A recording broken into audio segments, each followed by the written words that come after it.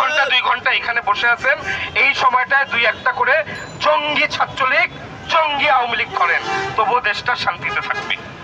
আর আমি যদি সড়ক দুর্ঘটনার ব্যাপারে কথা বলতে আসি, তাহলে আমি বলবো যে একজন সাবেক সেনা কর্মকর্তার সন্তানের গাড়িতে বুয়েটের শিক্ষার্থী হোক, আমি এখানে ব্যানারে বুয়েট লেখা হয়েছে, কিন্তু সেটা বুয়েট হোক বা ছাগলনাইয়া সরকারি স্কুলের শিক্ষার্থী হোক, প্রত্যেকের জানের মূল্য সমান।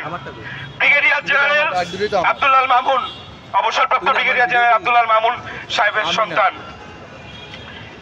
সন্তানদের গাড়িতে বুয়েটের শিক্ষার্থী হত্যা হয়েছে। এটাকে আমি সড়ক দুর্ঘটনা বলবো না, আমি বলবো হত্যা। আমি একজন আইনজীবী, সুতরাং আমি বিচার বিভাগের সংস্কার নিয়ে আমাদের অনেকেই যে যার যার জায়গা থেকে কাজ করছে।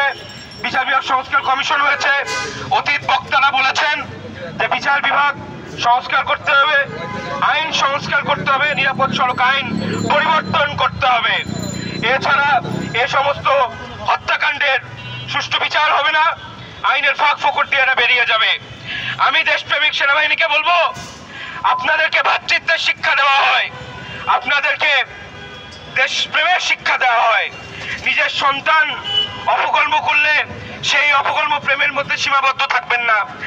অতীতে অনেক এরকম সেনাবাহিনীর দেশপ্রেমিক অফিসার পাওয়া যায়, দেশপ্রেমিক সেনা জওয়ান পাওয়া যায়, যারা নিজের পরিবারের অপরাধের ব্যাপারে সোচ্চার ছিলেন এবং সেই অপরাধকে প্রশ্রয় দেয়নি। আপনাদেরকে ভ্রাতৃত্বের শিক্ষা দেওয়া হয়। বিডিআর হত্যাকাণ্ড এটা কোনো বিদ্রোহ ছিল না, এই হত্যাকাণ্ড নিয়ে আপনাদেরকে তো সোচ্চার হইতে দেখি না। অথচ বুয়েটের শিক্ষার্থীরা এক বাস নিয়ে এসেছিল, তারা একটা পোস্টার সাটানো কর্মসূচি, সেখানে আপনারা কি করলেন? আপনারা জওয়ানদেরকে অপব্যবহার করলেন।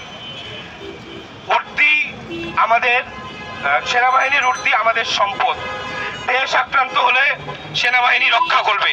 সেনাবাহিনী নিয়ে আমরা গর্বিত হতে চাই, আমরা গর্ববোধ করতে চাই। বাংলাদেশ সেনাবাহিনী আমাদের গর্বের জায়গা।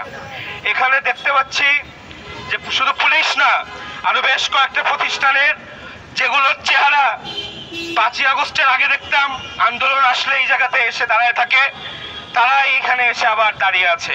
এই সমস্ত চেহারা যদি পরিবর্তন না হয়, তাহলে কিন্তু পরিবর্তন আসবে না। ভিতরে শস্যের মধ্যে ভূত রেখে কোনোদিন সমস্যার সমাধান করা যায় না। সুতরাং আমাদের এই ব্যাপারে সোচ্চার হতে হবে।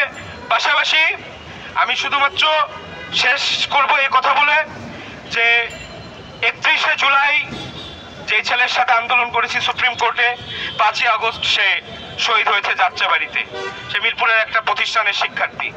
সুতরাং এই অতীতে যারা বিভিন্ন পর্যায়ে একদম টপ টু বটম বিভিন্ন জায়গায় দায়িত্বপ্রাপ্ত ছিল, চাটামি করেছে, দালালি করেছে, জনগণের পয়সার বিনিময়ে নির্দিষ্ট ব্যক্তি গোষ্ঠীর গোলামি করেছে, তাদেরকে সরাতে হবে এবং অনতি বিলম্বে এই গুপ্ত হত্যা এবং এই সমস্ত সড়ক দুর্ঘটনার নামে যে সমস্ত হত্যাকাণ্ড, সেই হত্যাকাণ্ডের সাথে জড়িতদের বিচারের আওতায় আনতে হবে, সুষ্ঠু তদন্ত করতে হবে, প্রয়োজনীয় আইনের সংস্কার করতে হবে।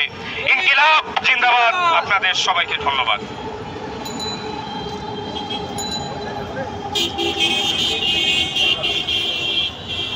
আপনারা আমাদের বক্তব্য শুনেছেন, আপনারা আমাদের এজেন্ডা শুনেছেন।